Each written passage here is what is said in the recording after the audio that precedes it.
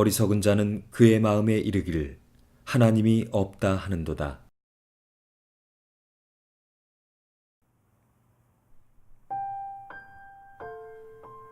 생각해 보셨나요?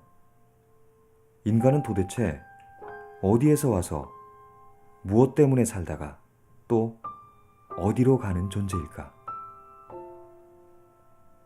수많은 사람들이 이 질문을 던지고 답을 얻고 싶어 했지만 그 누구도 얻지 못했습니다.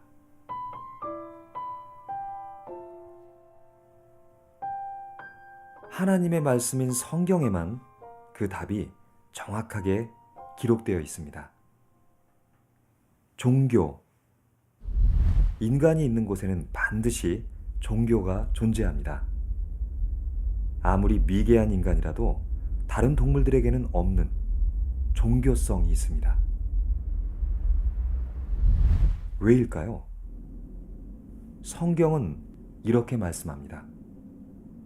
인간은 하나님의 형상대로 창조되었다 라고 말입니다. 그것은 인간이 동물과는 다르게 영적인 존재로 창조되었다는 의미이고 하나님을 찾는 본성을 가진 영적 존재로 창조되었다는 것을 뜻합니다. 온 우주의 만물 가운데에는 아주 중요한 창조의 원리가 있습니다. 물고기는 물 속에 있어야 살 수 있습니다. 나무는 흙 속에 뿌리를 내려야 살아갈 수 있습니다. 새들은 하늘을 날아다니고 짐승과 육축은 땅을 기반으로 살아갑니다. 같은 원리로 원래의 인간은 만물을 창조하신 하나님과 함께할 때 진정으로 행복하도록 창조되었습니다. 그리고 세상 모든 만물 중에 인간만이 하나님을 닮은 영적 존재로 만들어졌습니다. 그렇기 때문에 인간은 반드시 하나님과 함께 해야만 하며 이를 통해 세상을 정복하고 다스리며 번성해야만 하는 존재인 거죠. 그런데 도대체 왜 인간은 행복하지 않을까요? For example, when it's important dates, it's very sad for us because we cannot be with our families. I think maybe these kind of things is the thing that most worry. Here or being so far away, like looking for some opportunities, but like see your future like so far away from you. Feel really isolated and alone, and yeah, so I think that's one of the biggest causes for most people to be unhappy is just being isolated and alone. 그것은 모든 인간이 하나님을 떠나 있기 때문입니다. 물을 떠난 물고기는 갈증 속에 죽어갑니다. 뿌리가 뽑힌 나무는 생명을 유지할 수 없습니다. 갓난아기가 부모의 품을 떠나 있으면 행복할 수도 없고 스스로 살아갈 수도 없듯이 인간 역시 하나님을 떠나서는 진정으로 행복할 수가 없습니다. 인생의 그 어떤 참된 의미도 답도 찾을 수 없습니다. 바로 그 상태가 하나님을 떠난 인간의 숨겨진 모습입니다. 건물이 높아지면 높아질수록 그 그림자가 더 길게 드리워지는 것처럼 하나님을 모르는 인간이 성공이라는 것을 하면 할수록 더 큰 어려움과 더 깊은 공허함에 빠져들게 됩니다. 눈에 보이지 않지만 영적인 혼돈, 영적인 어두움의 굴레 속에 갇혀 살게 됩니다. 성공을 향해 달려가는 사람들은 인생의 주인이 바로 나 자신인 것처럼 생각하며 살아가지만 결국 세상에 내 마음대로 되는 건 하나도 없다는 것을 알게 됩니다. 사실 정치, 경제, 문화 현장에 종사하는 많은 사람들은 세상에서의 성공을 위해 영적인 무언가를 의지하기도 합니다. 하나님 없이 살 수 있다. 하나님 없이도 멋지게 성공할 수 있다. 그렇게 믿지만 바벨탑이 무너졌듯 영적인 것과 정신적인 것 그리고 육신적인 것 모두가 무너져 내리게 됩니다. 개발도상국이나 경제, 정치적 혼란 등 어려움 가운데 있는 국가마다 심령술이나 역술과 같은 것들이 큰 영향을 주는 것을 볼 수 있습니다. 하나님을 찾을 수밖에 없는 인간의 본능은 사물의 형상으로 만든 우상, 사상과 관념의 우상, 지식의 우상 등에 묶여버립니다. 결국 영적으로, 정신적으로 황폐한 인간으로 전락되어 원인도 알 수 없는 크고 작은 재앙들이 가득한 삶 속에 살게 됩니다. 왜 자신이 행복하지 않은지, 왜 자신에게 불행이 찾아오는지, 왜 자신에게는 참 기쁨이 없는지 그 이유도 모른 채 끊임없이 방황하게 됩니다.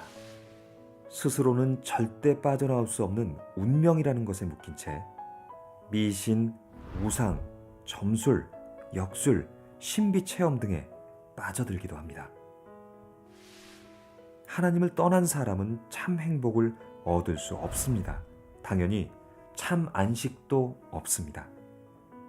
나라가 발전하고 경제가 풍요로워지고 주변의 환경은 좋아지는데 우울증을 비롯한 정신질환은 급증하고 있으며 사는 게 지옥이라고 생각하는 사람이 나날이 늘어가고 있습니다.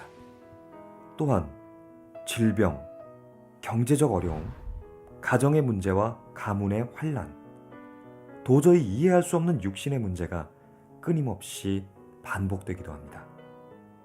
결국 개인, 가정, 더 나아가 사회 전체가 혼돈 속에서 허우적거리게 됩니다. 네, 고통스럽습니다. 결코 영원히 행복할 수가 없습니다. 더 심각한 건 이 문제가 당대의 문제로 끝나는 것이 아니라 후대에게 고스란히 전달된다는 것입니다.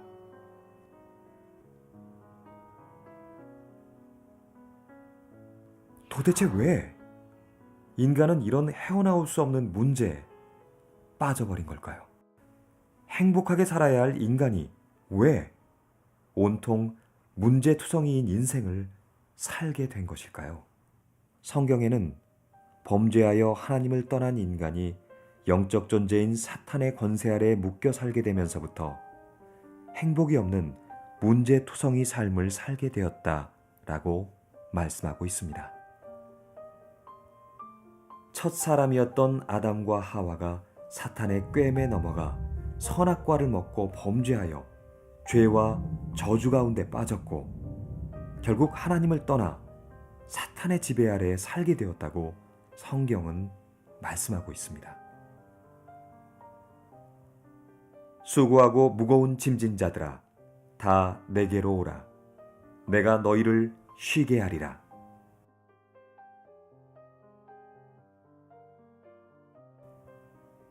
인간 스스로는 이런 문제를 절대 해결할 수가 없다고 성경은 증거합니다. 하지만 구약 성경에는 무려 400번 이상이나 인간을 구원할 구원자에 대해 예언되어 있습니다. 첫 약속이 바로 창세기 3장 15절에 여자의 후손이 와서 뱀의 머리를 깨뜨릴 것이라는 말씀이었죠. 또 구원자가 인간의 모든 문제를 해결하기 위해 피 흘려 대신 죽는다는 것과 사망과 지옥의 권세를 이기고 부활할 것이라고 예언되어 있습니다. 성경 이사야서에 기록된 처녀가 잉태해 아이를 낳을 것이니 그 이름을 임마누엘이라 하리라 라는 것은 바로 이분을 의미합니다. 신약 성경은 구약 성경의 예언에 대한 성취를 기록한 것으로 죄가 없으신 하나님의 아들 예수님께서 구원자 그리스도로 오신 것을 증거하고 있습니다. 하나님이 세상을 이처럼 사랑하사 독생자를 주셨으니 이는 그를 믿는 자마다 멸망하지 않고 영생을 얻게 하려 하심이라. 그리스도란 말의 뜻은 헬라어로 기름 부음을 받은 자라는 뜻입니다. 그것은 구약 성경에서 이야기하는 세 가지의 직분, 즉 왕, 선지자, 제사장을 의미합니다. 하나님을 떠난 인간이 하나님을 만날 수 있는 유일한 길을 여신 참 선지자요. 인간의 모든 죄와 이로 인해 발생한 모든 재앙을 십자가 위에서 해결하신 참 제사장이요. 그 배경이 된 사탄과 지옥 권세를 완전히 멸하신 참 왕이시라는 것입니다. 그리고 성경에 예언된 그대로 우리의 모든 저주 재앙과 함께 십자가에서 죽으시고 성경대로 다시 살아나셨습니다. 우리는 예수님이 그리스도로 오셨다는 이 사실을 믿고 입으로 시인하고 고백을 함으로써 구원에 이르러 하나님 자녀가 될 수 있습니다. 마음의 문을 열고 예수 그리스도를 영접할 때 우리는 하나님을 만나게 되고 운명과 저주에서 영원히 해방되며 하나님의 자녀가 되어 참 행복의 삶을 살 수 있습니다. 우리의 구원자 그리스도 되신 예수님을 영접하면 그 즉시 죄와 사망의 법인 운명에서 해방받게 됩니다. 그때부터 하나님의 영이 우리 속에 오셔서 우리를 하나님의 자녀로 삼으시고 영원히 함께 하시며 우리 삶을 축복하십니다. 하나님이 우리의 배경이 되셔서 세상과 사단을 이기며 세상을 살리는 응답 속에 있게 하십니다. 그리고 당신은 지금 하나님을 만나는 기도를 할 수가 있습니다. 이렇게 따라서 기도해 보세요. 살아계신 하나님, 하나님의 놀라운 사랑과 구원의 계획에 감사드립니다. 이제 나는 하나님을 떠난 죄인인 것과 사단의 권세 아래 속아 살아온 죄인임을 깨닫고 회개합니다.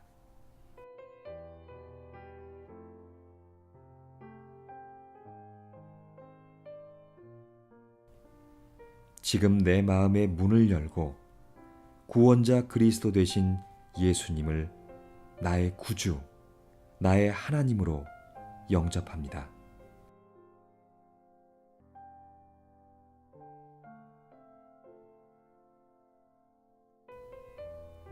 나의 죄를 용서해 주시고 나를 구원해 주셔서 감사합니다.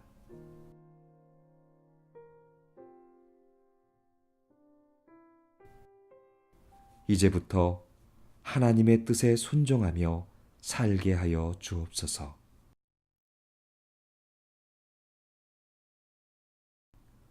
예수 그리스도의 이름으로 기도합니다. 아멘.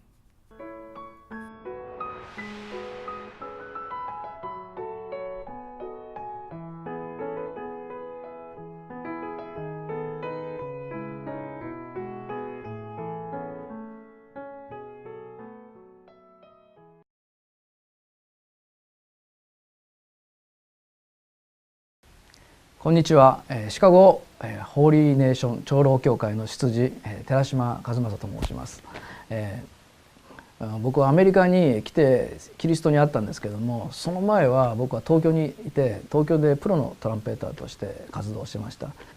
それでミュージシャンになろう、ジャズのミュージシャンになろうっていうふうにね決意したわけです。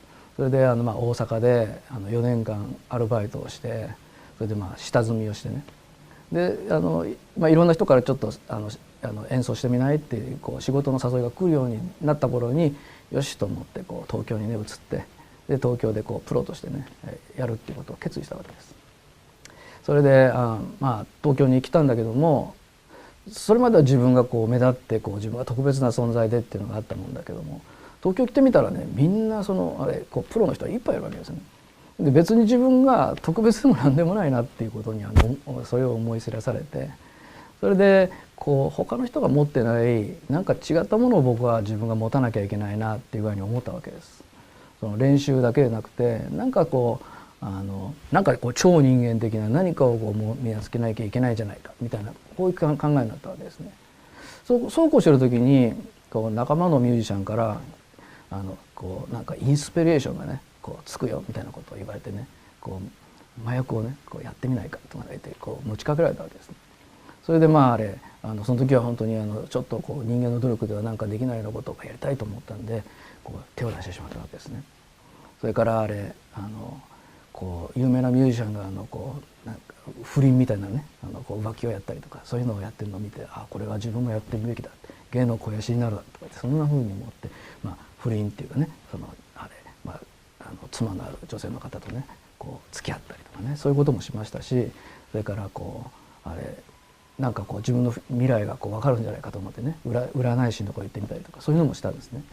でもそういうことをすればするほどどんどんね心の中が虚しくなってしまったわけです。答えを見つけるためにね、アメリカに、来たんですね。結局その東京でもなんかこう心の中のこう虚しいものがこう解決できなかったんで、なんかジャズの本場アメリカに来たらなんかこうあるなと思って来てみたんですね。でも別に何も変わらなかったです。そういう時にそうこうしてる時にレムナントを通して福音を聞いたわけです。それでその日にキリストを受け入れました。それで、教会に通うようになったわけですね。それでこう教会でその神様が牧師さんを通してこう与えられる御言葉がありますよね。その御言葉を聞いて、それを本当にそのまんま素直にこう握ってねこう祈るようになったわけです。初めはね祈れなかったですけど、少しずつ祈るようになってきたわけですね。そしたらそうか、自分は昔はこの神様から離れてたんだな、それで幸せがなかったんだっていう具合に思ったわけです。だからミュージシャンで有名になってステージでこう拍手をバーってもらってね、でその時は一瞬気分がいいんだけども、じゃあこれからお客さんがずっと来てくれるのかな、この人気はずっと続くのかなとかって思うとね、こう結構憂鬱になったりとかね、それからこう麻薬をやったり不倫をやったりとか、そんなことをやってその世の中の試しでも満たそうと思ってもね、いつ後で帰ってねその虚しくなっちゃうわけです。それでそうか、その芸能人とかがその自殺するのはね多分これだなって、こういうのがあるんだなっていう具合に思うようになったわけですね。で自分はキリストを本当に受け入れて神様の子供にしてもらって、で神様がいつでも一緒にいてくださる、これほど幸せなことはない、そういうようにねだんだん自分の考えが変わってきたわけです。それで信仰生活をねしているうちに世の中の楽しみっていうことに関して本当にね執着が少しずつなくなっていったんですね。例えばそのお酒とかね、昔はもうないといても立ってもいられなかったんですけど、本当に正直言って本当にどうでもよくなっちゃったんですね。で音楽でもね、例えば自分は有名になるために音楽をするんじゃなくて、本当に神様の栄光を称えるために、神様を賛美するために、そして聴いてる人が本当に神様を信じて神様を本当にに信仰を持つことができるようにね、そういうことにつながる音楽がしたいなって思うように考えが変わったんですね。それから女性に関しても自分の妻は、ね、神様が与えてくれた妻だってね、もちろん自分は人間ですから 100% 完璧になるっていうことはねそれはないと思いますけどね。だけどもキリストは完全な方なんです。そのキリストは私と共におられて私のうちにおられるわけですから、だからそのねこれからも信仰生活を本当に通してそのキリストを味わってる本当にことが周りの人にも分かるようなね、そういう証人として立てるように本当に祈りながら神様に感謝を捧げます。